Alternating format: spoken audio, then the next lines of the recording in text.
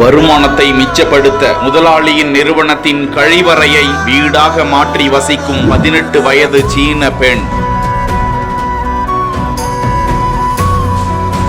வேதனையை குறைக்க வாடகையை குறைத்த முதலாளி.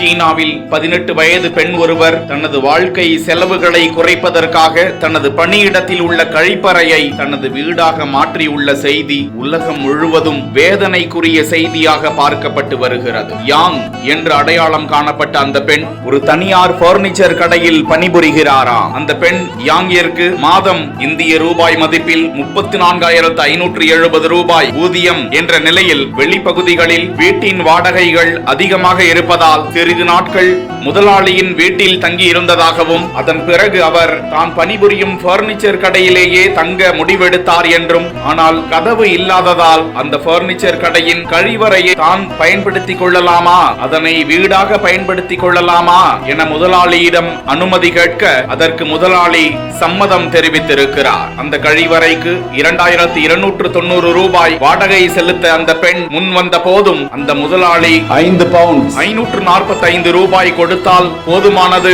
என கூறிவிட்டதாக தகவல்கள் கூறுகின்றன. அந்த பெண்ணுக்கு பாதுகாப்பு மற்றும் தண்ணீர் மின்சாரம் அனைத்தும் அங்கு இருப்பதால் அதையே திருப்திகரமானதாக அந்த பெண் கருதுகிறாராம். பணியிடத்தில் உள்ள கழிப்பறையை பெண் வீடாக மாற்றியுள்ள செய்தி வேதனைக்குரிய விஷயம்தான் என கருத்துக்களாக பகிரப்பட்டு வருகின்றன.